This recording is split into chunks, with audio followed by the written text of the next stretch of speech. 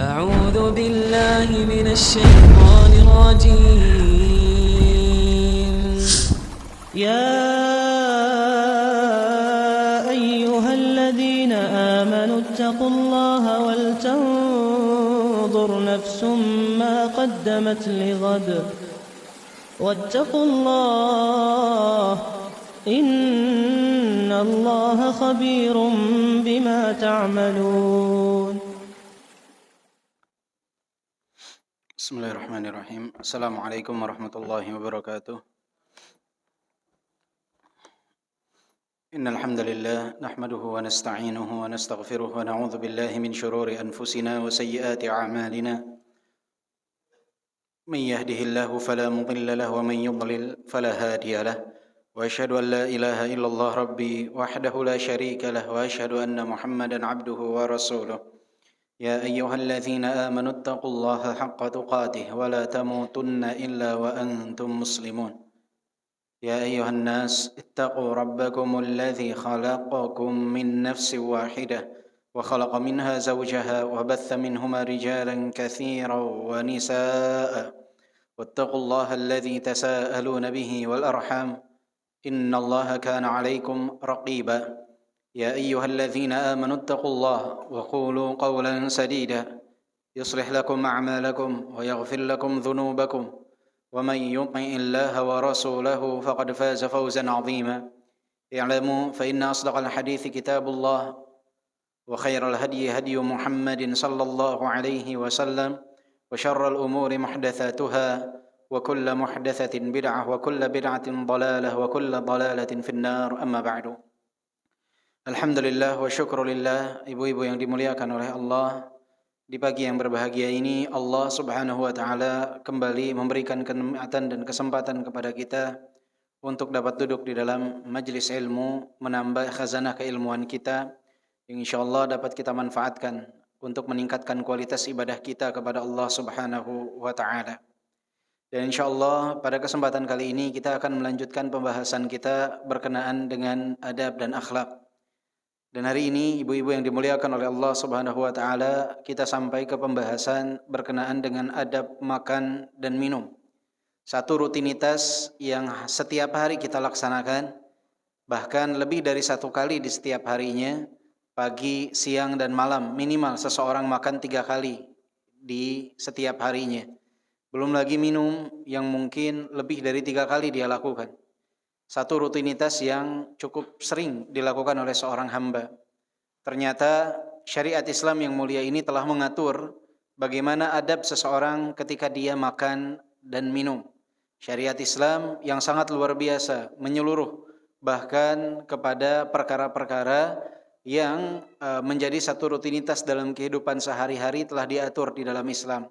Sampai nanti pun ada pembahasan berkenaan dengan adab di dalam membuang hajat, menandakan bahwa syariat Islam ini begitu sempurna, mengajarkan segala hal yang detail dalam kehidupan kita sehari-hari. Islam adalah pedoman dalam hidup kita, sehingga seseorang aneh dan heran kalau misalkan dia beranggapan bahwa satu aspek dalam kehidupannya tidak diatur di dalam Islam. Semua telah diatur oleh Allah Subhanahu wa taala, telah disampaikan oleh Nabi kita Muhammad sallallahu alaihi wasallam.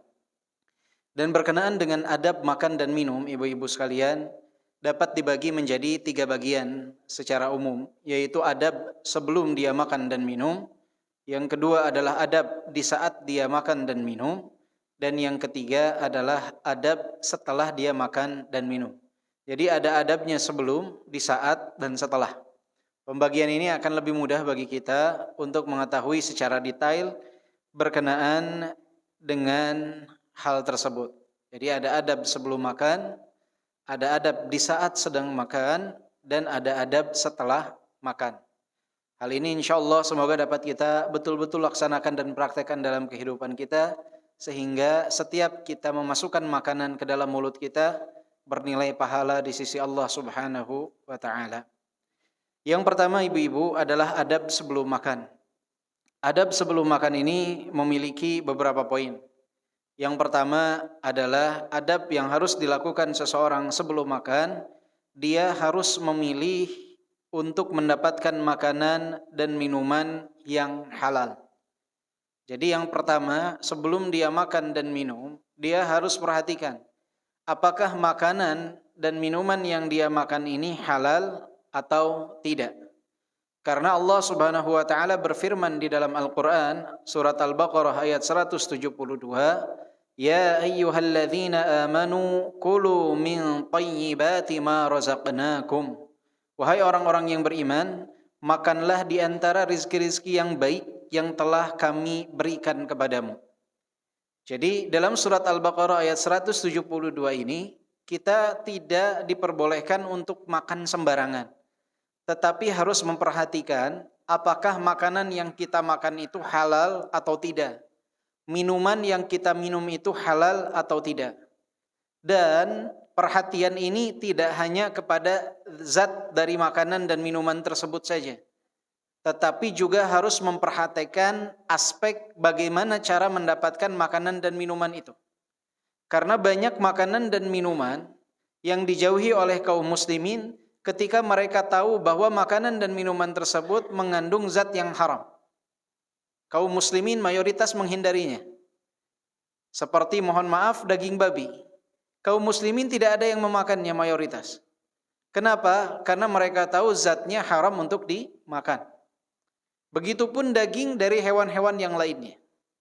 Ataupun minuman keras. Khamar. Banyak di antara kaum muslimin yang betul-betul menjauhinya. Ketika ditanya, "Ya fulan, kenapa engkau tidak meminum khamar?" Dia akan katakan, "Minuman ini haram zatnya. Tidak boleh saya minum."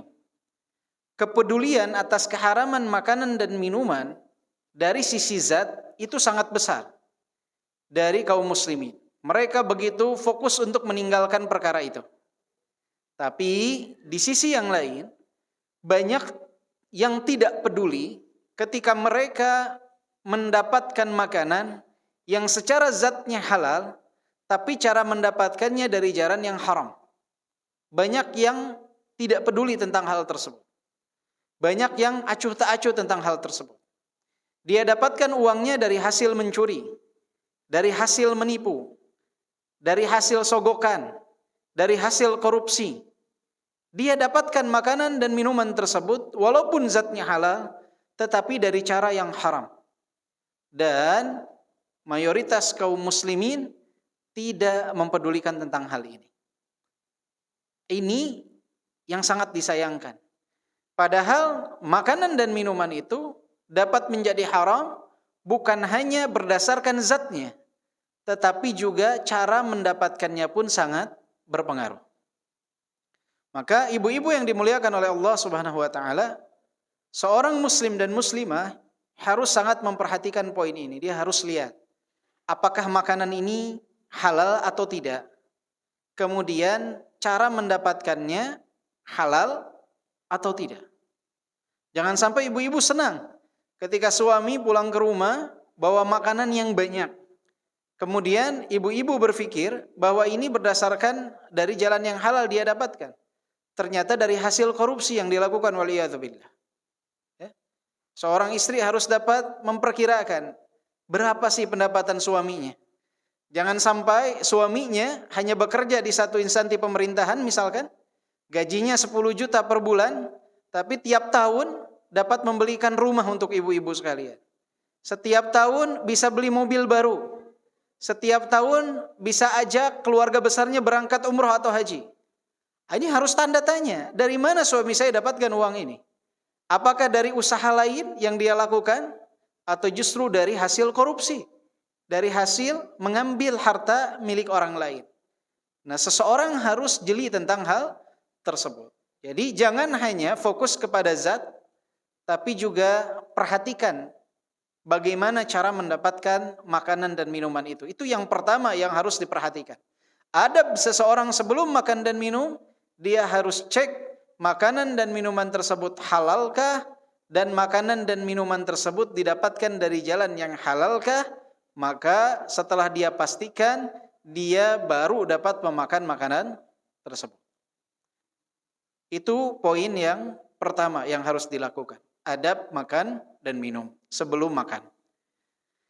Adab sebelum makan berikutnya yang perlu diperhatikan adalah seseorang sebelum dia makan dan minum, dia harus meniatkan bahwa tujuan dia makan dan minum adalah untuk menguatkan badan agar dapat kuat dalam beribadah kepada Allah Subhanahu wa taala. Jadi niatkan agar bernilai pahala bahwa makan dan minum yang ibu lakukan itu tujuannya adalah untuk menguatkan anggota tubuh agar mampu beribadah kepada Allah Subhanahu wa taala. Niatkan makan dan minum itu bukan sebagai tujuan, tapi sebagai wasilah untuk melanjutkan ibadah kepada Allah Subhanahu wa taala. Untuk dapat kuat mengurus rumah tangga, untuk dapat kuat menegakkan salat, untuk dapat tegak melakukan segala sesuatu yang bernilai ibadah di sisi Allah Subhanahu wa taala. Sehingga makan dan minum yang merupakan rutinitas sehari-hari ini dapat bernilai pahala di sisi Allah Subhanahu wa taala. Jadi setelah memastikan makanannya halal, minumannya halal, niatkan bahwa kita makan dan minum itu bukan sebagai tujuan, tapi sebagai wasilah untuk menguatkan anggota tubuh ini untuk melakukan ibadah-ibadah berikutnya. Untuk melakukan ibadah-ibadah berikutnya. Sehingga makan dan minum ini bernilai pahala di sisi Allah Subhanahu wa taala. Kemudian adab berikutnya yang harus dilakukan oleh seseorang sebelum dia makan, hendaknya dia jika makan dengan kedua tangannya, dia bersihkan terlebih dahulu kedua tangannya. Bisa dengan cara mencuci tangan. Jangan tangannya dalam keadaan kotor, kemudian dia langsung menyantap makanan. Itu sama saja memudaratkan dirinya. Karena kotoran-kotoran tersebut, bakteri-bakteri tersebut akan masuk ke dalam tubuhnya. Dan itu akan memudaratkan dia. Maka biasakan untuk mencuci tangan terlebih dahulu. Sebelum ibu-ibu makan. Sebelum ibu-ibu makan. Termasuk sebelum ibu-ibu mencicipi masakan. Banyak ibu-ibu ketika masak di dapur, dia mau mencicipi tangan, makanannya yang dia simpan di atas tangannya itu belum dia bersihkan. Maka ibu-ibu cuci tangan terlebih dahulu, kemudian barulah mencicipi makanan yang perlu ibu cicipi untuk menakar apakah kadar bumbunya sudah pas atau belum. Atau ketika ibu-ibu makan di dalam rumah, perhatikan apakah anak-anak sudah cuci tangan, apakah suami ibu-ibu sudah cuci tangan atau belum. Karena laki-laki biasanya paling malas untuk cuci tangan, ya, paling malas untuk cuci tangan. Tidak apa-apa jika dia malas untuk cuci tangan ke wastafel misalkan, ibu-ibu sediakan nampan untuk tempat dia cuci tangan. Ya, semoga hal tersebut dapat bernilai pahala di sisi Allah Subhanahu wa taala. Tapi kalau bisa bukan kobokan makan tempat cuci tangannya ya. Jadi ada dua nampan. Nampan yang pertama tempatnya kosong, yang kedua berisi air. Jadi yang berisi air ini dituangkan kepada nampan yang kosong, agar kotorannya ya berjatuhan, tidak bercampur di sana. Ya, kalau kobokan kan ngubek di situ, Bu, ya. Kotorannya tetap ada di situ, di sekitar air tersebut. Jadi itu perlu dipastikan. Ya, cuci tangan terlebih dahulu, pastikan bahwa ibu makan dalam keadaan bersih. Kemudian setelah ibu pastikan tangan kondisinya dalam keadaan bersih, perhatikan posisi duduk. Perhatikan posisi duduk. Jadi seseorang ketika makan, dia harus perhatikan posisi duduknya. Jika dia dalam posisi bahasa kitanya ngampar ya, tidak di atas meja makan misalkan, dia harus perhatikan, dia harus duduk dengan tawadhu, dengan kerendahan hati. Begitupun ketika dia duduk di meja makan, jangan sampai angkat kakinya, ya, makan sambil angkat kaki, atau makan sambil selonjoran kakinya. Hendaknya dia bisa duduk di atas kedua lututnya atau duduk di atas punggung kedua kakinya. Atau salah satunya menjadi tumpuan dan salah satunya menjadi tumpuan dada. Jadi yang kaki kiri misalkan menjadi bagian alasnya, yang kaki kanan itu menahan bagian perutnya. Itu juga cara makan yang baik. Dan dilarang makan sambil senderan. Ini biasanya ibu-ibu apalagi yang masih senang untuk menonton. Biasanya sambil nonton, sambil senderan, sambil ngemil. Nah, Rasulullah sallallahu alaihi wasallam mengatakan, la aqulu muttaki'an. Innama ana 'abdun akulu kama ya'kulul 'abd wa ajlisu kama yajlisul 'abd. Dalam hadis yang diriwayatkan oleh Al-Bukhari, Rasulullah sallallahu alaihi wasallam bersabda, aku tidak pernah makan sambil bersandar. Enggak pernah. Nabi melarang kita makan sambil bersandar. Mungkin salah satu manfaatnya adalah agar makanan tersebut masuk ke dalam tubuh kita dengan cara yang baik. Jika tidak, jika kita sambil bersandar bisa saja merusak saluran pencernaan kita atau cara makanan tersebut masuk ke dalam tubuh kita. Jadi nggak boleh sambil bersandar. Jadi diingatkan tuh kalau suaminya makan sambil bersandar, diingatkan tidak boleh makan sambil bersandar. Ya, ada yang mereka sambil bersandar di baliknya dia, ya. Ada yang sambil ke kiri dia bersandar, tangan kirinya jadi tumpuan, macam-macam. Itu tidak boleh. Apalagi biasanya sambil makan kacang-kacangan, itu paling nyaman sambil bersandar. Padahal makan sambil bersandar itu tidak dibolehkan.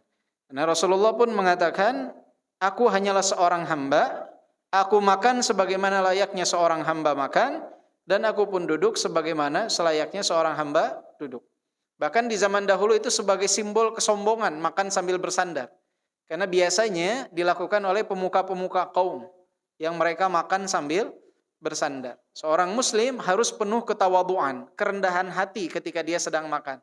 Salah satu caranya adalah dia tidak makan sambil bersandar. Begitupun ketika ibu-ibu berada dalam satu majelis dengan yang lain. Ketawaduan ini jenisnya banyak. Jadi jangan sampai orang lain makan di bawah, kemudian ibu makan di atas sendiri. Kecuali jika ibu-ibu memiliki kendala dengan kondisi tubuh. Kakinya yang lagi sakit misalkan, harus makan sambil duduk di kursi. Kalau yang lain makannya sambil duduk, ya ibu-ibu harus sambil duduk. Jangan sampai duduk sambil duduk sendiri di atas kursi. Dan juga seseorang itu ketika dia hendak makan, dia harus memperhatikan posisi dia ketika dia sedang makan, dalam artian dia sebaiknya meninggalkan posisi makan sambil berdiri. Ya, sambil berdiri itu dihindarkan. Paling banyak nih di acara pernikahan. Paling banyak di acara pernikahan, orang-orang di pernikahan sering menyediakan kursinya terbatas. Akhirnya orang banyak yang makan sambil berdiri. Dalam keadaan darurah memang dibolehkan, tapi usahakan tetap mencari tempat yang dia dapat duduk.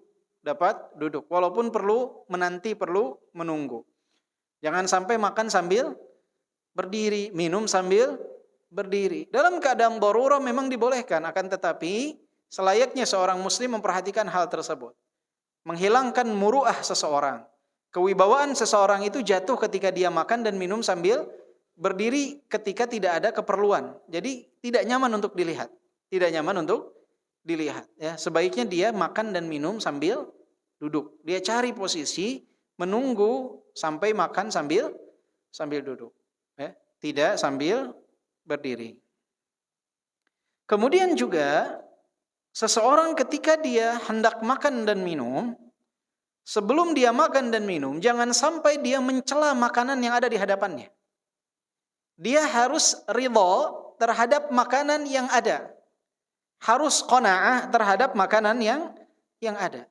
Jika memang dia tidak suka, cukup dia hindari makanan tersebut, tidak perlu dihina dan dicela.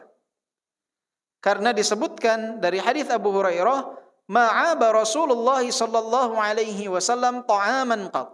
In ishtahahu akalah wa in karihahu tarakah.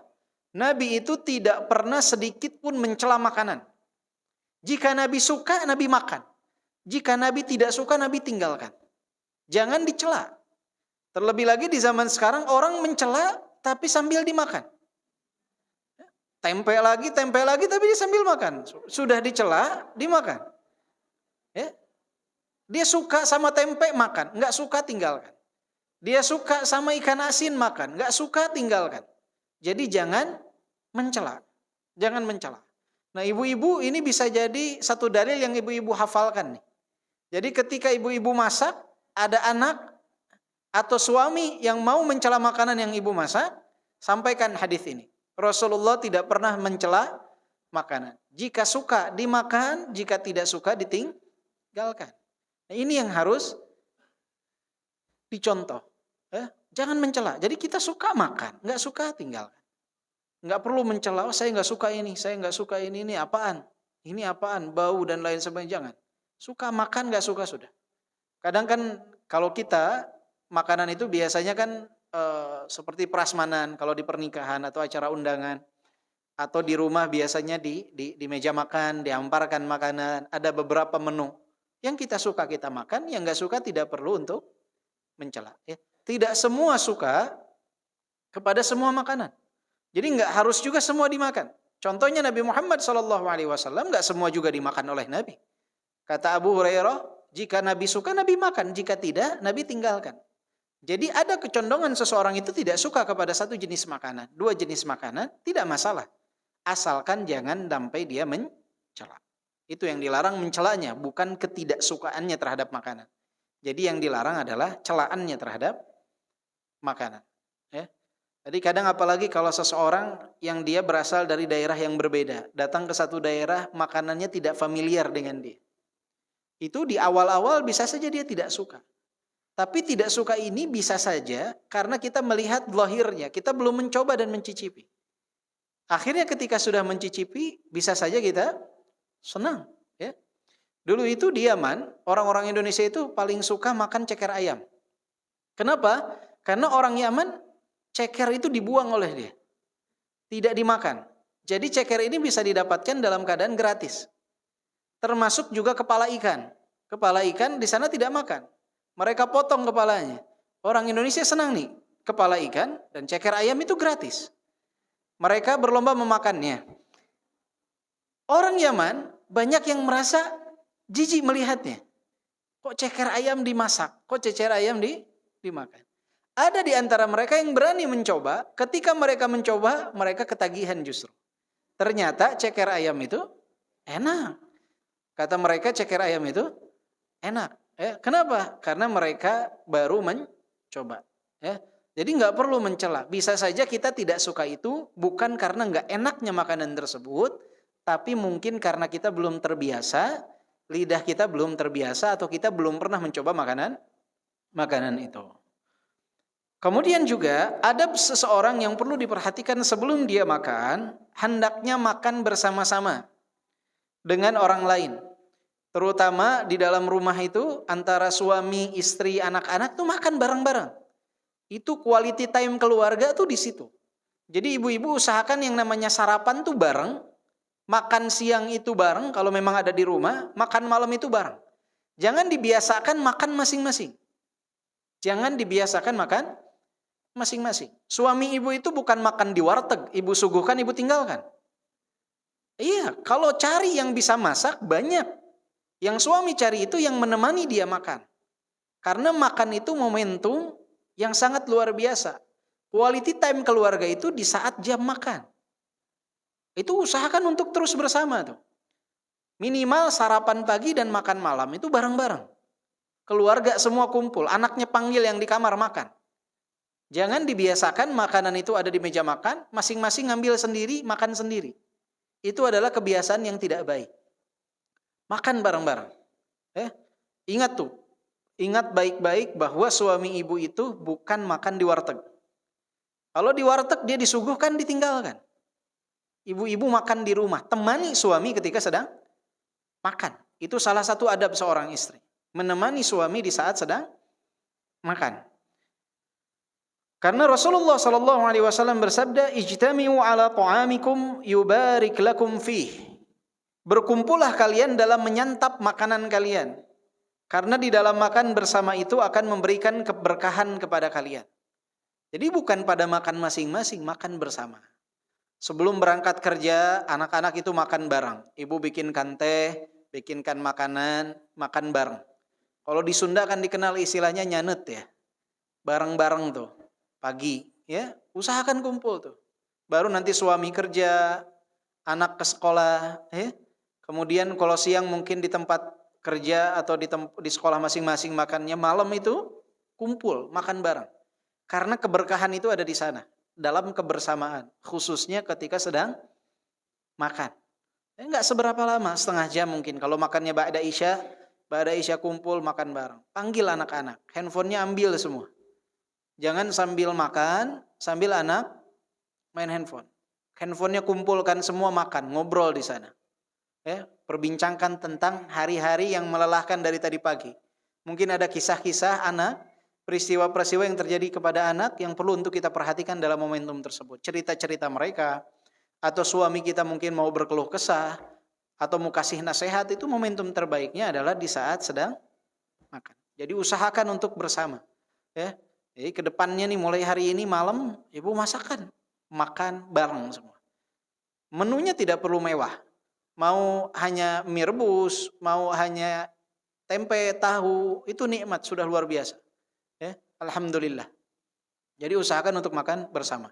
Jadi ini yang perlu diperhatikan sebelum seseorang makan. Dia harus perhatikan makanannya halal apa tidak. Zatnya dan cara mendapatkannya. Dia harus perhatikan niatnya. Dia makan untuk apa? Untuk menggapai pahala di sisi Allah atau untuk menjadi tujuan semata agar dia kenyang. Jangan sampai tujuan kita hanya untuk mengenyangkan perut. Dia harus cuci tangannya terlebih dahulu. Dia harus perhatikan posisi duduknya. Jangan sampai menyimbolkan kesombongan dalam posisi duduk. Dan dilarang makan sambil bersandar. Kemudian yang harus diperhatikan juga oleh seseorang ketika hendak makan adalah dia tidak boleh menghina dan mencela makanan yang akan dia santap. Dan yang keenam, dia harus berusaha untuk makan bersama. Makan bersama. Karena di dalam makan bersama itu ada keberkahan. Ada keberkahan. Nah, ini adalah adab sebelum makan. Kemudian yang berikutnya adalah adab yang harus diperhatikan di saat seseorang sedang makan. Di saat seseorang sedang makan. Adab pertama, di saat seseorang sedang makan adalah hendaknya dia ketika akan makan memulai dengan mengucapkan bismillah. Memulai dengan mengucapkan bismillah. Karena Rasulullah sallallahu alaihi wasallam bersabda, "Idza akala ahadukum falyadhkur ismullahi alaihi." Fa idza akala ahadukum falyadhkur ismallahi ta'ala. Fa idza nasiya an yadhkur ismallahi fi awwalihi falyaqul bismillah awwalahu wa akhirahu. Jadi kata Rasulullah sallallahu alaihi wasallam, jika salah seorang di antara kalian makan, maka ucapkanlah bismillah. Maka ucapkanlah bismillah. Fa idza nasiya an yadhkura ismallahi fi awwalihi. Jika dia lupa untuk membaca bismillah di awalnya, falyaqul, maka ucapkanlah bismillahi awwalahu wa akhirahu. Bismillah awwalahu wa akhirahu. Dengan menyebut nama Allah di awal dan akhirnya. Jadi seseorang ucapkan bismillah ketika akan makan. Bukan setiap sendok, Bu ya. Tapi setiap akan makan. Jadi bukan setiap suapan. Tapi ketika awal akan makan. Bismillah. Dengan menyebut nama Allah. Lupa.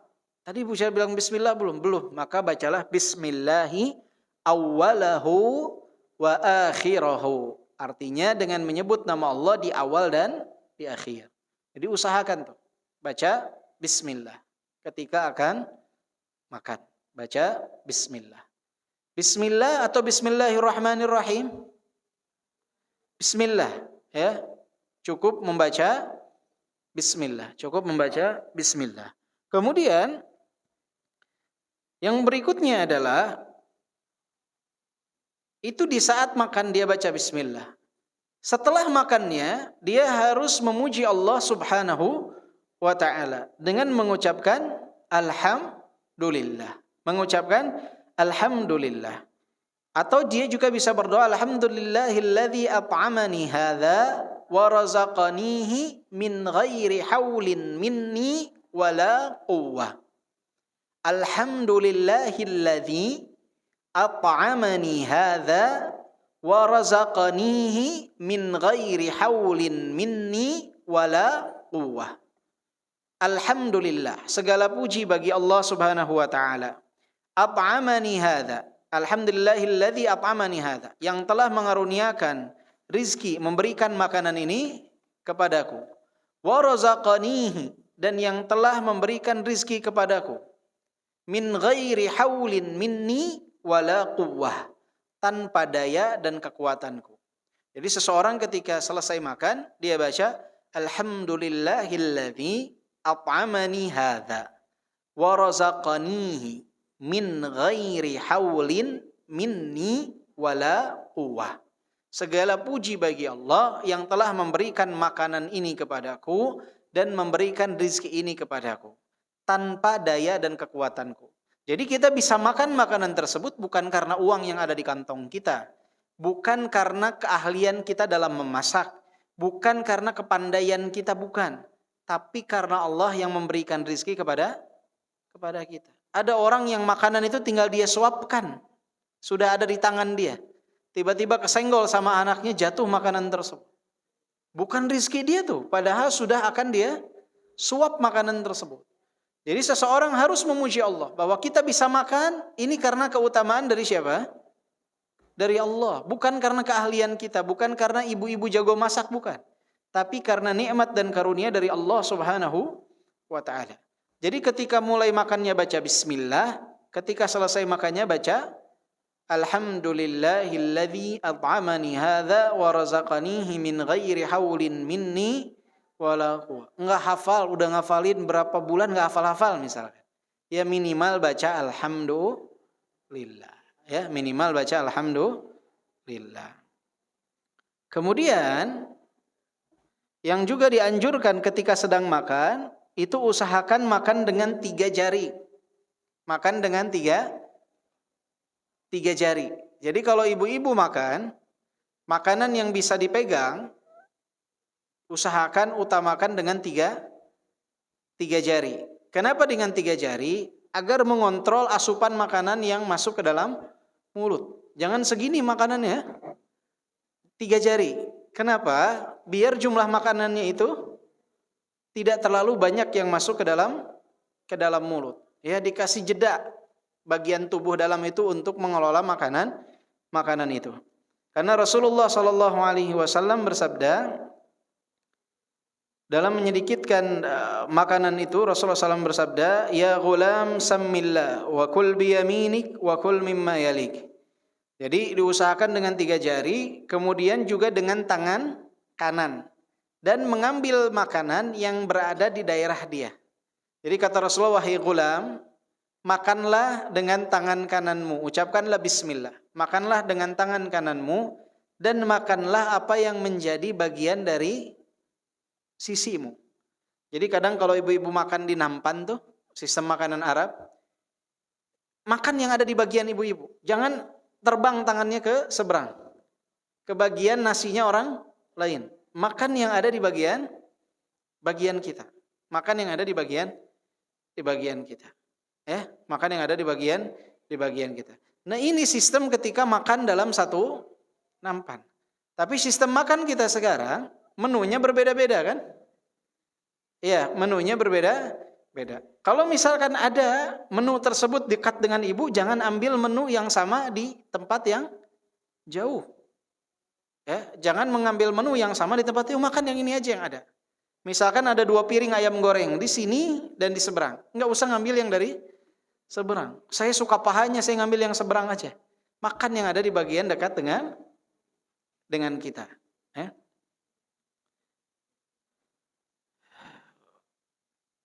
Dan juga dilarang seseorang itu makan itu dari tengah, tapi yang terbaik makan dari pinggir. Kalau dia makan dalam satu nampan, itu makan dari mana? Dari pinggir. Karena keberkahan itu kata Rasulullah turun di tengahnya. Jadi jadikan tengah makanan itu sebagai makanan terakhir. Tengah makanan itu sebagai makanan terakhir.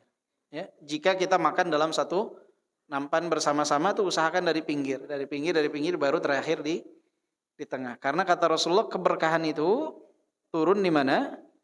Di tengahnya makanan. Rasulullah SAW bersabda, "Al-barakatu tanzilu wasatat ta'am." Keberkahan itu turun di tengah-tengah makanan. "Fakulu min hafataihi wa la ta'kulu min wasatih." maka makanlah dari pinggir-pinggirnya, jangan makan dari tengah makanan tersebut. Itu adabnya. Kemudian, jika kita sedang makan, makanannya terjatuh. Jatuh makanan tersebut, maka jika masih bisa dibersihkan. Bagian kotornya dihilangkan kemudian dimakan. Jadi misalkan jatuh di lantai, ambil, bersihkan yang kotornya, makan. Bersihkan yang kotornya kemudian makan. Kecuali kalau misalkan jatuhnya di tempat yang tidak baik untuk diambil. Misalkan ibu-ibu makannya di lesehan, di bawahnya kolam misalkan. Makanannya jatuh ke kolam, jangan dipaksakan untuk apa? Ya, jadi ya misalkan di lantai, di restoran di lantai atau ke meja jatuh, ambil.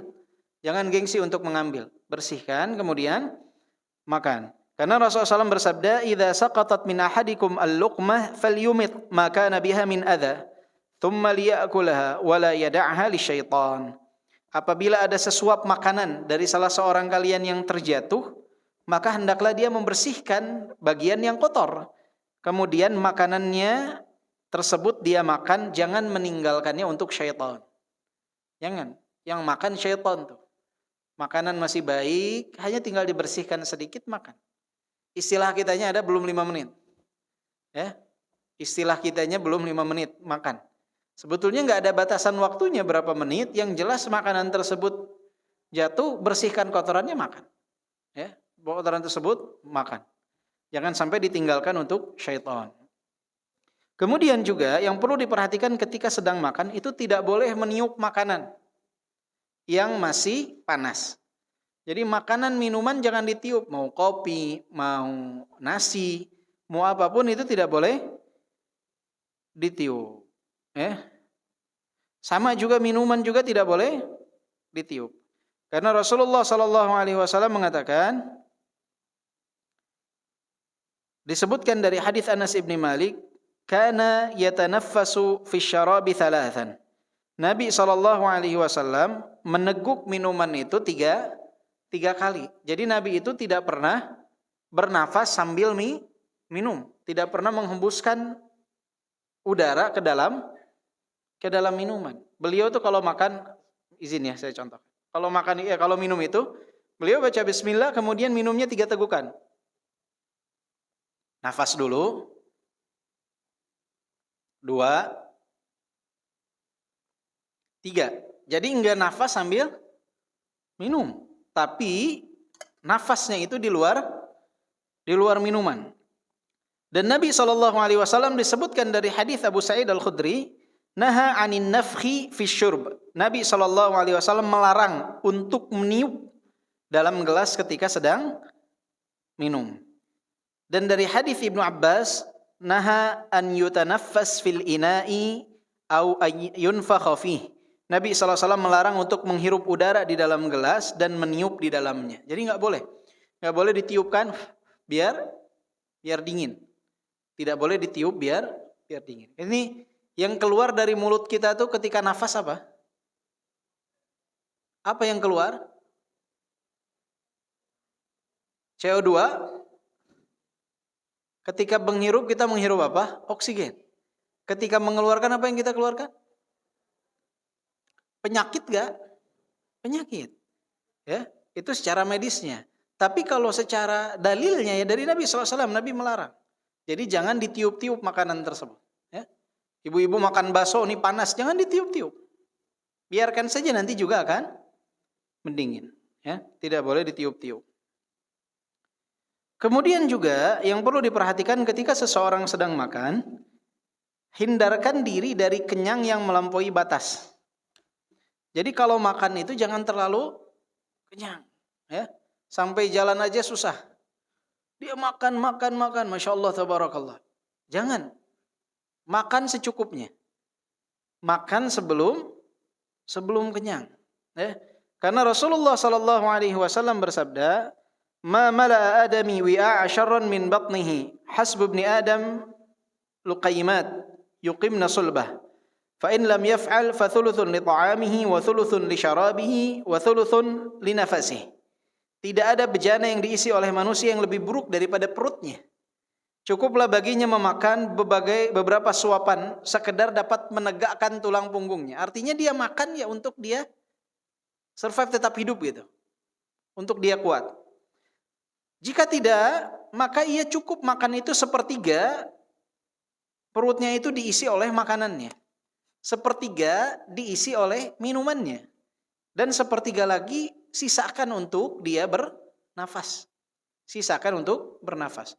Jangan semua dihabiskan untuk makanan. Akhirnya ketika minuman dimasukkan, muntah dia. Kenapa? Karena di dalam sudah penuh. Tidak bisa jalan. Kenapa? Kekenyangan.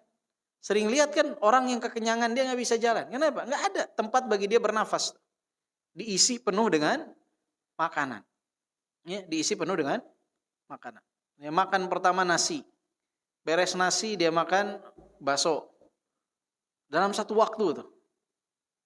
Penuh perutnya. Subhanallah. Ngap dia. Tidak disisakan untuk nafas. Maka seseorang jangan terlalu kenyang. Cukup makan sampai sebelum kenyang. Sampai sebelum kenyang. Sampai sebelum kenyang. Nah, kita biasanya banyak di antara kaum muslimin yang dia nggak mau rugi. Apalagi kalau masuk ke restoran yang makan sepuasnya. Dia makan sampai dia kenyang. Apalagi biasanya di bagian depan dari restoran tersebut isinya karbohidrat semua tuh. Ya. Dia tetap makan. Kenapa merasa rugi? Dia hitung nih saya masih rugi nih. Biar saya untung dulu. Terus dia makan. Dia siksa perutnya dengan makanan tersebut. Boleh gak makanan seseorang makan sepuasnya itu? Di restoran makan sepuasnya. Dia bayar 100.000 makan sepuasnya. Boleh tidak?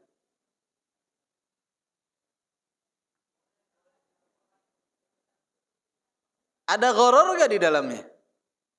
Ketidakpastian apa yang dia makan, nominalnya. Ada gak?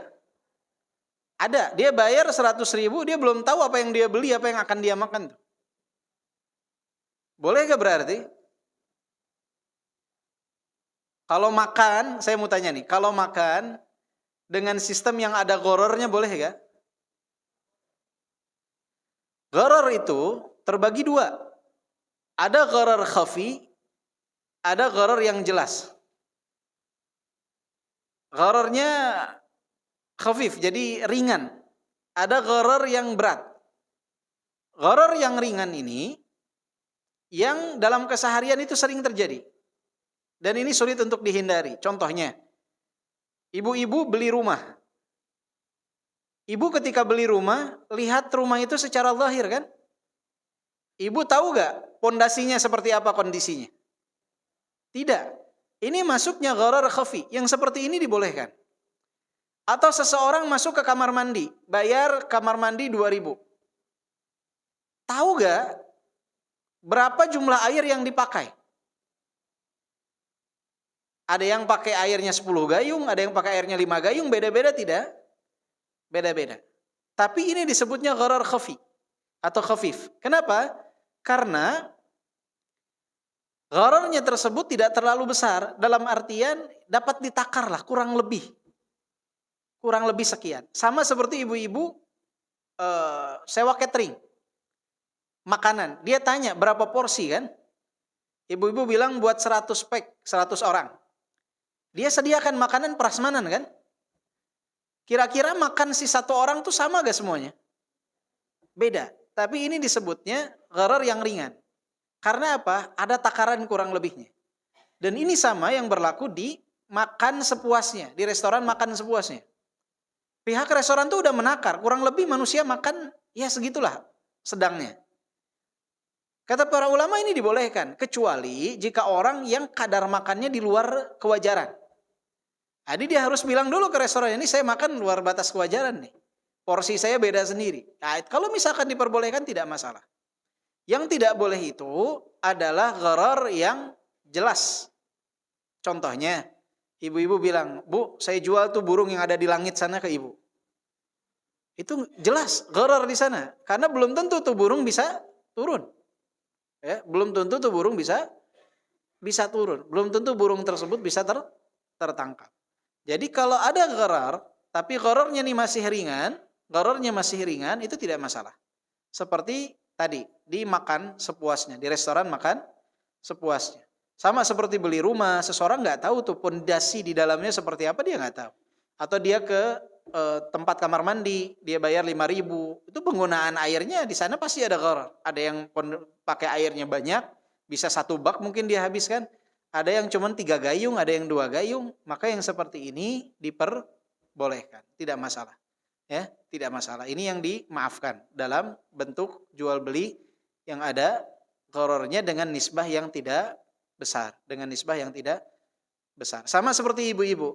Ibu-ibu naik pesawat misalkan, naik pesawat Garuda atau yang sejenisnya yang disediakan makanan. Ibu itu makan naik pesawat plus makan kan? Makannya ini ibu-ibu nggak tahu nih, makanan apa yang bakal disajikan. Tapi ibu-ibu di awal sudah bayar kan? Ibu bayar tiket plus makan. Ibu nggak tahu makanan apa yang akan dihidangkan. Bisa ibu-ibu suka, bisa ibu-ibu tidak suka.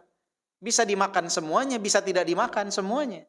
Di sini ada gharar, tapi ghararnya di sini terhitung ringan. Terhitung ringan. Yang seperti ini dibolehkan. Yang seperti ini dibolehkan, tidak mengapa. Kemudian yang perlu diperhatikan juga ketika sedang makan, ketika seseorang sedang makan, sebaiknya dia mempersilahkan terlebih dahulu tamu untuk makan. Dan tamu ini dapat diperlihatkan atau diperhatikan juga dari segi usia. Yang lebih tua, yang lebih senior, dia utamakan. Dia utamakan terlebih dahulu. Jadi dibedakan bukan dari harta kekayaannya. Tapi dari yang pertama usia juga. Kemudian juga kita lihat kondisi atau posisi dia di dalam lingkungan. Ada orang-orang yang memang memiliki kedudukan khusus dalam lingkungan tersebut. Ya. Maka bagian daripada adab, ya dia untuk didahulukan. Jangan dibedakan hanya karena dasar harta. Si ini kaya, makannya siruh duluan. Yang miskin nanti aja belakangan. Tidak. Ya, tapi dilihat kondisinya. Jangan sampai yang tua disuruh mengantri. Yang tua disuruh mengantri, disuruh menunggu. Si kaya dulu makan. Jangan. Jadi perlu diperhatikan, mendahulukan orang-orang yang lebih tua. Jadi kalau ibu-ibu di rumah, itu nasi pertama sediakan buat suami. Bukan buat anak, kasih buat suami.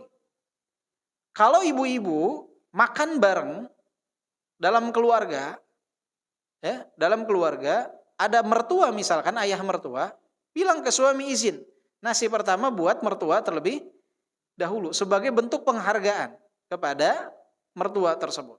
Jadi usahakan, dahulukan, itu bagian dari adab. Jadi jangan anak dulu yang dikasih. Suami dulu berikan. Baru kemudian anak. Mana yang paling tua, itu yang diberikan kedua. Dan seterusnya. Jadi harus diperhatikan adab ketika sedang makan. Dan kalau ada orang yang sedang makan, adab berikutnya jangan ditonton. Jangan ada tamu kita lagi makan, kita liatin dia makan. Jangan. Adabnya adalah jangan dipandang orang yang sedang makan. Apalagi ketika dia ngambil menu kita liatin. Ya, kita liatin dia ngambil menu. Dia bisa nggak jadi makan. Akan merasa malu dan canggung. Jadi kalau ada orang makan, tundukkan pandangan kita, jangan memperhatikan mukanya ketika sedang makan. Kemudian juga yang perlu diperhatikan ketika sedang makan, itu tidak melakukan sesuatu yang dianggap menjijikan ketika sedang makan. Jangan sendawa di hadapan orang lain ketika sedang makan. Usahakan untuk menghindar dari sendawa tersebut. Ya. Atau mohon maaf, jangan membersihkan ingus ketika sedang makan. Biasanya orang kalau makan yang berkuah seperti bakso gitu kan, apa disebutnya tuh, keluar ya cairan dari hidungnya itu. Ada orang sedang makan, dia dibersihkan oleh dia. Orang akan merasa jijik ketika sedang makan. Itu dihindari. Kalau memang perlu, kita menghindar di posisi yang agak jauh. Jangan melakukan hal-hal yang dapat mengundang sesuatu yang menjijikan. Mohon maaf, jangan misalkan sedang makan ada yang buang angin. Ya, jangan mengatakan ini cuma gas biasa. Tidak, itu sesuatu yang menjijikan. Jangan sampai ketika sedang makan ada yang buang angin. Kemudian juga Jangan sampai makanan itu sudah masuk ke mulut, dia keluarkan lagi. Itu juga bagian daripada adab ketika sedang makan. Dan makanan itu tidak boleh sampai terjatuh. Ya, adabnya itu jangan sampai terjatuh kembali apa yang sudah ada dalam mulut. Ya, ada yang sudah ada dalam mulut. Saya pernah dulu itu makan ketika sedang kuliah, kita makan tuh satu nampan barengan. Jadi satu nampan itu makan bareng, saya dengan kawan. Saya diprotes oleh kawan saya, hanya gara-gara saya ketika makan itu, karena di sana nasinya kan berpisah ya. Nasinya itu berpisah karena mereka makan masak nasinya dengan minyak. Jadi sebelum masuk ke mulut, beberapa nasi itu kan berjatuhan. Saya tadah dengan tangan kiri saya. Kemudian saya pindahkan ke tangan kanan saya makan.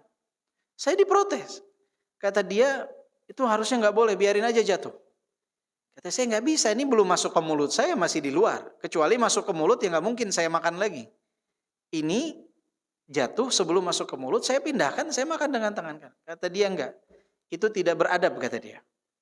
Kemudian dia ajarkan, cara makan yang beradab tuh kayak begini. Nah ternyata, cara makan dia agak unik. Jadi dia makan nasi itu, dia kenyang sini bu, dipadetin ya. Kemudian dia lempar ke mulutnya. Jadi ada yang ke mukanya, ada yang ke... Akhirnya saya bilang, kalau gitu saya nggak mau makan bareng antum lagi. Akhirnya saya pindah grup makan tuh, karena nggak sanggup lagi. Subhanallah, ternyata cara makan yang beretika menurut beliau ya seperti itu. Dan itu sama sekali tidak nyaman untuk dilihat ya. Karena dia masukkan makanannya itu dilempar, jadi dipadatkan kemudian dilempar ke dalam mulutnya. Ya, tapi yang namanya adat kebiasaan berbeda-beda setiap daerah. Mungkin di kampungnya, di tempat tinggalnya, yaitu cara makan yang baik. Ya, jadi karena tidak ada keserasian, ya lebih baik pindah tempat makan. Tapi bisa saja di kampungnya memang seperti itu cara makan yang baik. Wallahu a'lam, saya tidak tahu. Tapi intinya jangan sampai kita makan melakukan satu perbuatan yang di mata orang lain itu menjijikan atau secara umum menjijikan. Jangan, ya. Atau misalkan ibu-ibu nih makan pakai sendok. Makan pakai sendok, kemudian sendok ibu dipakai buat ngambil makanan yang lain. Itu kan buat orang jadi malas untuk ngambil biasanya. Atau pakai tangan ibu ambil. Orang jadi mau mengambil nggak nyaman. Ya, itu jangan dilakukan yang seperti itu. Kemudian, jika makan bersama orang yang secara tingkat kepemilikan dunia itu di bawah, maka usahakan untuk didahulukan. Ya, orang-orang yang secara kelas ekonomi itu di bawah, jangan diakhirkan. Itu bagian dari adab. Makan bersama, nggak masalah. Jangan, wah dia miskin, jangan, nggak boleh makan bareng. Ya, makan bersama. Jangan batasi. Makan. Ibu dengan pegawai kalau makan keluar, makan bareng, nggak masalah. Nggak harus kamu makannya di sana, di meja sana sendiri. Tidak boleh gabung. Makan bareng nggak masalah. Selama tidak ada campur baur. Selama misalkan hanya perempuan saja, makan nggak apa-apa, makan bareng. Ibu-ibu misalkan mohon maaf berangkat ke daerah masih dalam satu Bogor lah, kebetulan makan siang di jalan. Ada pembantu yang ibu suka ikut dengan ibu, makan bareng satu meja nggak masalah. Jangan dibeda-bedakan. Jangan dibeda-bedakan. Dan ketika makan itu boleh berbicara. Kita banyak yang salah paham menganggap bahwa kalau makan nggak boleh ngomong. Ngomong nggak masalah. Ya, sambil makan, sambil berbicara, sambil bersenda gurau itu dibolehkan. Tapi tetap pada batasan-batasan yang diperhatikan. Jangan sampai terlampau batas dalam candaan dan gurauan. Nah, itu yang perlu diperhatikan ketika kita sedang makan. Kemudian, poin yang ketiga adalah apa yang perlu diperhatikan ketika ibu-ibu telah makan selesai. Telah selesai makan. Yang pertama, yang perlu diperhatikan adalah tadi, menghentikan makan dan minum sebelum kenyang. Kemudian, kalau makan dengan tangan disunahkan untuk menjilati tangan. Ibu makan dengan tangan nih. Selesai makan disunahkan untuk menjilati. Tapi ini sunnah, ibu-ibu harus perhatikan di mana tempat ibu-ibu mempraktekannya. Idza akala ahadukum ta'aman fala yamsah yadahu hatta yal'aqaha aw yul'iqaha. Apabila salah seorang di antara kalian selesai makan, maka jangan ia mengusap tangannya hingga ia menjilatinya atau minta dijilatkan kepada istrinya. Dalam kurung contohnya. Nah, ini sesuatu yang romantis suami istri ini. Ibu beres makan atau suami beres makan, itu dia jangan cuci tangan dulu sebelum dia jilati. Atau bertukar posisi. Ini mohon maaf ya, tapi harus disampaikan. Jadi istrinya menjilati tangan suaminya. Ini bagian daripada keromantisan ketika sedang makan. Tapi jangan dilakukan di hadapan umum yang seperti ini. Karena tidak lazim di kita. Jadi jangan sampai makan di restoran Padang, misalkan ibu-ibu beres makan suaminya, orang bakal subhanallah langsung viral tuh Bu ya. Terkenal orang makan dijilati, tidak. Jadi perlu diperhatikan juga tempatnya di mana. Kalau ibu-ibu makan dengan kawan-kawan yang belum mengenal sunnah, tata cara makan yang baik, maka bisa sebelum cuci tangan di tempat wastafel, ibu-ibu jilati terlebih dahulu. Tidak di meja makannya. Kecuali kalau sudah tahu mereka semua bahwa ini adalah bagian daripada sesuatu sunnah Nabi Muhammad Sallallahu Alaihi Wasallam. Karena ada orang-orang yang nggak paham, mereka akan menganggap, kok begitu? Mereka kenapa mengatakan seperti itu? Karena mereka belum tahu tentang hukumnya. Jadi perlu diperhatikan juga. Tidak setiap yang kita tahu harus kita sampaikan. Tidak setiap yang kita harus sampaikan, kita sampaikan kepada setiap orang, dan tidak juga di setiap waktu. Likulli maqamin maqal. Itu dalam ucapan, sama dalam tindakan pun kita harus melihat. Tidak semua yang kita tahu ilmunya harus disampaikan di setiap momentum. Ada tempat dan waktunya. Agar tidak menimbulkan kesuudzon pada orang lain. Agar tidak menimbulkan buruk sangka pada orang lain. Itu perlu diperhatikan. Jangan sampai menimbulkan kesuudzonan pada orang lain. Jadi ini bagian daripada sunnah. Ya, ini bisa dipraktekkan nih ibu-ibu ya. Jadi kita setelah makan kita jilati. Atau bisa dijilatkan oleh pihak lain. Di sini misalkan pasangan suami istri. Kemudian juga yang perlu diperhatikan, seseorang setelah makan itu dia bersihkan sisa-sisa makanan yang ada di sela-sela giginya. Dengan dia berkumur, atau dia bisa bersiwak, atau membersihkan zaman sekarang dengan sikat gigi. Kemudian juga, apabila seseorang setelah minum susu, ada doa khusus yang disampaikan di sini, yaitu Allahumma barik lana fima razaqtana wa zidna minhu. Ya Allah, berikanlah keberkahan kepada kami apa-apa yang telah Engkau rizkikan kepada kami, dan tambahkanlah rizki kepada kami darinya. Kalau doa secara umumnya yang tadi ya, Allahumma alhamdulillahilladzi at'amani hadza wa razaqanihi min ghairi haulin minni wala quwwah.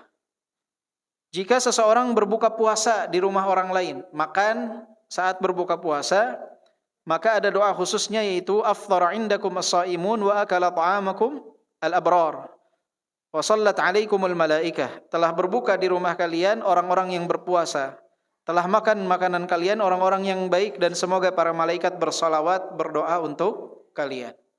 Ini adalah doa ketika kita diundang untuk makan berbuka puasa di tempat orang lain. Afthara indakumus saimun wa akala ta'amakum al-abrar wa sallat alaikumul malaikah. Ini doa ketika kita makan berbuka puasa di tempat orang lain. Ini yang perlu diperhatikan oleh seseorang berkenaan dengan adab dia sebelum makan, di saat makan, dan setelah makan, ya, dan setelah makan.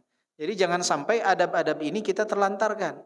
Nah, ini bisa ibu-ibu sampaikan juga kepada keluarga yang ada di rumah. Jadi perhatikan adab-adab ini, maka insya Allah setiap hari itu lumbung pahala akan kita dapatkan dari sunnah-sunnah yang kita kerjakan. Ya, dari sunnah yang kita kerjakan. Dari bacaan kita, doa sebelum makan, doa setelah makan, apa yang diperhatikan sebelum makan, apa yang dilakukan ketika sedang makan, dan apa yang dilakukan ketika seseorang setelah makan. Ya, setelah makan itu perlu diperhatikan adab-adab tersebut. Jika ini dilakukan, masya Allah, tabarakallah, setiap hari lumbung pahala akan ibu dapatkan insya Allah. Wallahu a'lam bishawab. Untuk adab tidur, insya Allah kita bahasnya bulan berikutnya ya, karena cukup panjang, tidak akan terkejar. Kemarin di flyernya judulnya 2 ya, adab makan minum dan tidur. Kemarin belum sempat direvisi, jadi insya Allah bulan depan kita perhatikan dan kita akan baca berkenaan dengan adab tidur. Jika ada pertanyaan bisa silakan lewat tulisan. Nggak ada? Oh belum. Ya, yang mau bertanya ada kotak di depan, bisa siapkan kertas.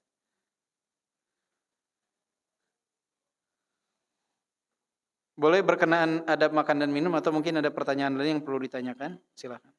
Semoga bisa bantu jawab.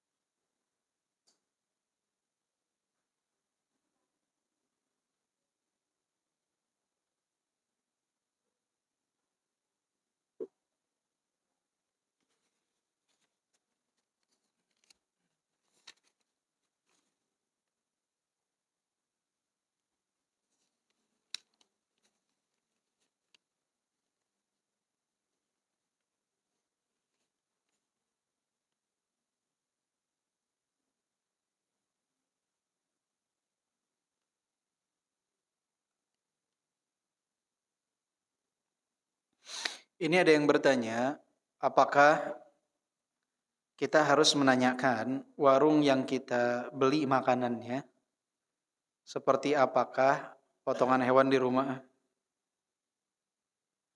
Apakah ketika kita makan di warung kita harus bertanya kepada yang menyembelihnya bagaimana cara menyembelihnya ya? Kurang lebih seperti itu pertanyaannya.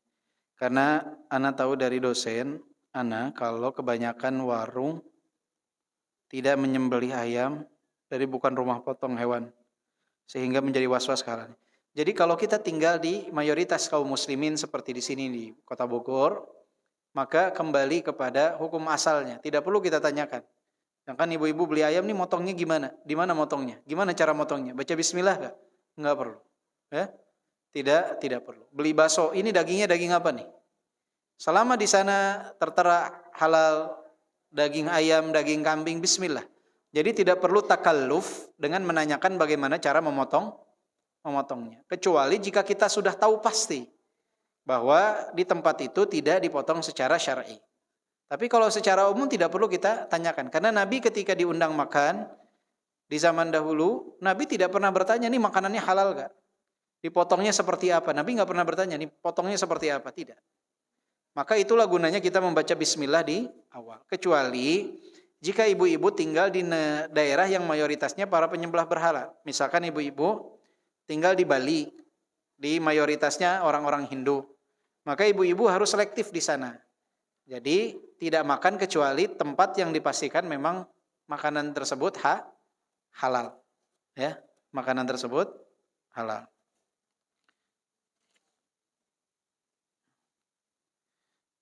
Bagaimana bila kita diberi makan dari orang yang bekerja di bank konvensional? Jadi perlu diperhatikan, seseorang itu ketika akan makan di tempat seseorang yang diketahui oleh dia berkecimpung dalam perkara yang diharamkan. Misalkan dia bekerja di bank konvensional atau dia pekerjaannya adalah seorang rentenir, maka dilihat adakah makanan atau penghasilan lain dari diri dia selain daripada bekerja di tempat haram tersebut. Jika masih ada, insya Allah tidak masalah. Jika masih ada, insya Allah tidak masalah. Misalkan dia adalah bekerja di bank konvensional, tapi di sisi lain dia adalah seorang pengajar. Di sisi lain dia adalah seorang pengajar guru les misalkan di waktu malam hari. Ada penghasilan dari sana. Itu tidak masalah. Tapi jika hanya bekerja di tempat ribawi saja, atau dia hanya bekerja di tempat yang diharamkan saja, cara mendapatkan jadi jalan yang diharamkan, wallahu alam sebaiknya bisa dihindari. Sebaiknya bisa dihindari. Walaupun di sana ada perbedaan antara yang mana cara mendapatkannya jelas haram, seperti makanannya ini hasil curian, dengan cara mendapatkannya yang dia bekerja di bank konvensional, itu berbeda tuh. Jadi misalkan ini makanan hasil curian, dengan makanan ini dibeli, tapi makanan ini dibeli dari hasil dia bekerja di tempat yang diharamkan. Ini ada perbedaan di kalangan para ulama berkenaan dengan hal tersebut. Tapi afdolnya tetap dihindari jika memang tidak ada penghasilan lain. Jika memang tidak ada penghasilan di tempat lain. Tapi kalau ada penghasilan di tempat lain, walaupun kemungkinannya kecil, makanan tersebut insya Allah tidak masalah. Benarkah puasa Daud seperti ini? Sebelum Ramadan puasa Daud, bulan Ramadan puasa wajib, tanggal 2 sampai 7 Syawal puasa Syawal, tanggal 8 Syawal sampai 30 puasa Daud, tanggal 1 sampai 9 Dzulhijjah puasa sunnah Dzulhijjah. Jadi puasa tanggal 1 sampai tanggal 8 itu bukan puasa yang khusus di bulan Dzulhijjah. Puasa tanggal 1 sampai tanggal 8 itu bukan puasa khusus. Artinya kalau seseorang mau puasa Daud tanggal 1 sampai tanggal 8 dibolehkan. Tanggal 1 sampai tanggal 8 dibolehkan. Atau kalau dia mau puasa secara penuh 1 sampai 9 juga tidak masalah. Yang tidak boleh digabung itu seperti puasa tanggal 9 Dzulhijjah yang merupakan puasa Arafah. Itu yang diutamakan niatnya. 9 dan 10 Muharram puasa Muharram, puasa sunnah. Iya, puasa Tasu'a dan Asyura. Puasa Daud. Ya betul. Ya. Seperti inilah cara puasa Daud. Jadi ketika bertemu puasa yang wajib atau puasa sunnah yang ditekankan, maka niat utamanya adalah puasa wajib atau puasa sunnah yang ditekankan tersebut. Seperti puasa Tasu'a, Asyura, puasa Arafah, itu puasa yang ditekankan. Ia tidak bisa dicampurkan dengan puasa yang lain. Jadi tidak bisa dia misalkan niat puasa qadha puasa di tanggal dengan dia niat puasa Arafah. Jadi dia harus niatkan puasa Arafah. Nanti dia bisa mengqadha puasa. Begitupun dengan puasa Syawal, dia niatkan puasa Syawal. Jika puasa Syawalnya bertepatan dengan hari Senin, jika puasa Arafahnya bertepatan dengan hari Kamis, maka niat utama dia adalah puasa Syawalnya dan puasa Arafahnya. Semoga dengan dia puasa tersebut di hari Senin atau di hari Kamis, dia dapat keutamaan puasa di hari Senin dan puasa hari Kamisnya juga. Berharap seperti itu. Berharap seperti itu.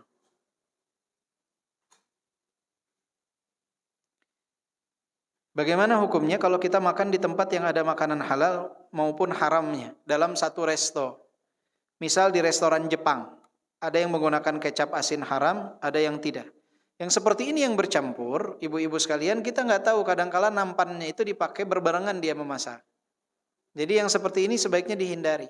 Ya, yang seperti ini sebaiknya dihindari. Saya pernah masuk satu restoran, Masya Allah, tabarakallah, lihat menunya luar biasa sangat banyak.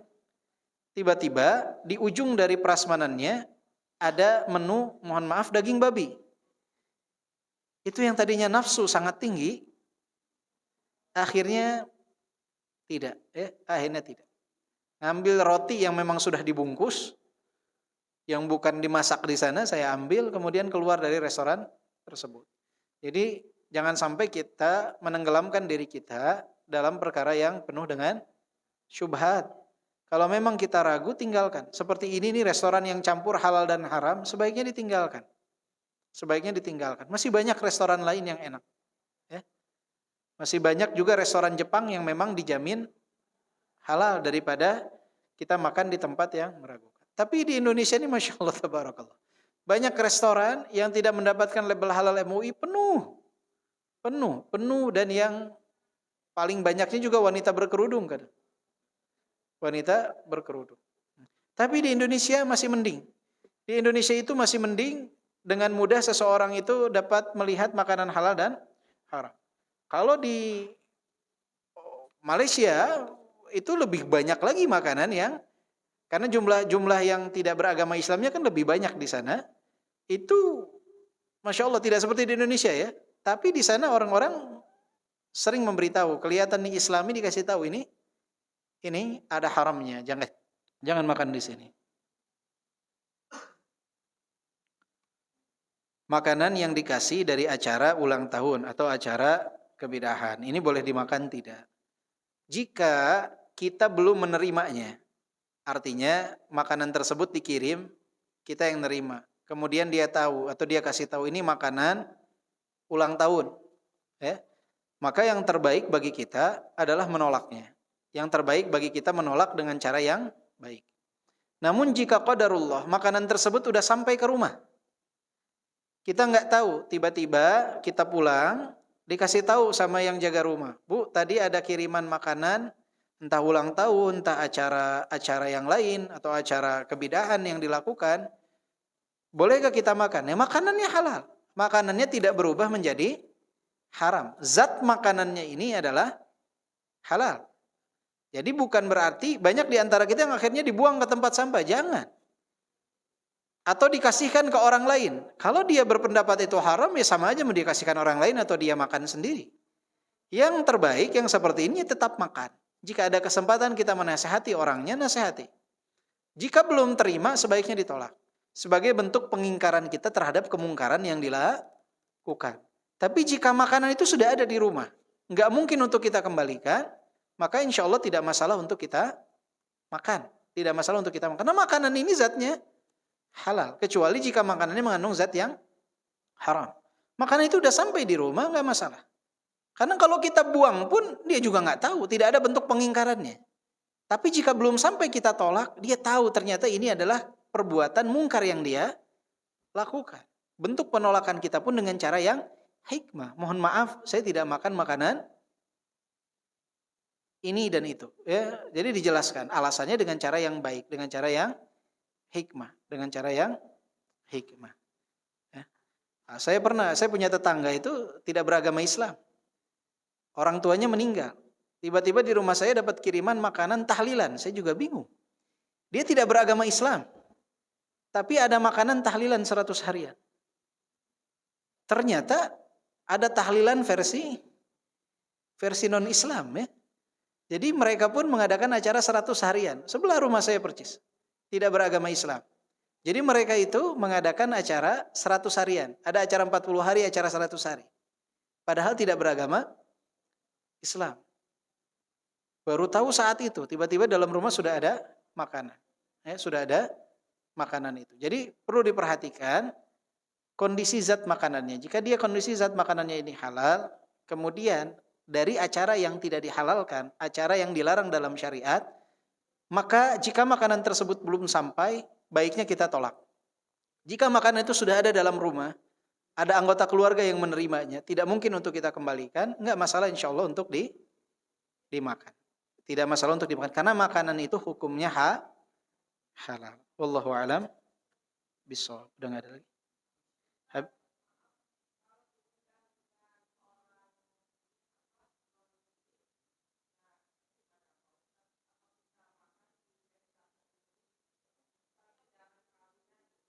Ya. Ya. Jadi Ibu, jika kita diundang kepada acara yang tidak beragama Islam, maka kita lihat apakah makanan yang ada di dalamnya itu kita ragu terhadap jenis makanannya. Jika kita ragu makanan ini mungkin saja tercampur yang haram, maka kita tinggalkan. Cukup kita minum air mineral misalkan. Dan biasanya dalam undangan pernikahan itu, pemilik rumah itu tidak terlalu ngeh kita makan atau tidak. Mereka tidak terlalu ngeh kita makan atau tidak. Jika memang kita ragu, lebih baik kita tidak makan. Kecuali jika ibu diundang secara khusus. Ibu punya tetangga tidak beragama Islam, ngundang makan. Biasanya pengalaman saya, kalau datang ke yang tidak beragama Islam, itu mereka memberitahu, yang ini halal. Silahkan untuk dimakan. Karena misalkan dia beri dari luar, khusus itu makanan memang halal. Masih dalam tempatnya, dia bilang ini untuk dimakan. Kue atau apapun. Ya jika dia menjaminkan hal tersebut dan kita yakin, bismillah kita makan.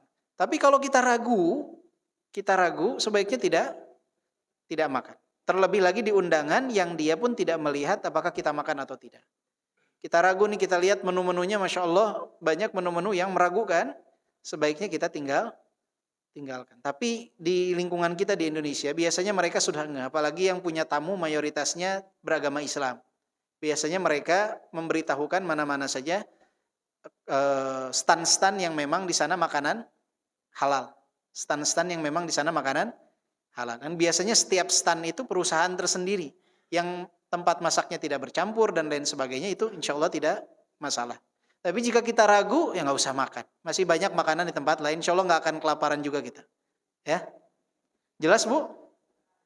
Jelas ya, insya Allah. Baik, ibu-ibu yang dimuliakan oleh Allah Subhanahu Wa Taala, mungkin itu yang bisa Ana sampaikan pada kesempatan kali ini. Semoga bermanfaat untuk kita semua. Jika ada pertanyaan-pertanyaan yang kira-kira belum terjawab penuh atau masih ada yang perlu ditanyakan secara detail, disiapkan untuk bulan depan, insya Allah bisa ditanyakan kembali atau bisa ditanyakan juga kepada ustadz-ustadz yang lain. Semoga bisa mendapatkan jawaban yang lebih rinci lagi. Wallahu a'lam bishawab. Dan jika ada ucapan salah dari saya yang saya ucapkan, mohon nanti untuk diingatkan. Subhanakallahumma bihamdika asyhadu an la ilaha illa anta astaghfiruka wa atubu ilaik. Walhamdulillahirabbil alamin. Assalamualaikum warahmatullahi wabarakatuh.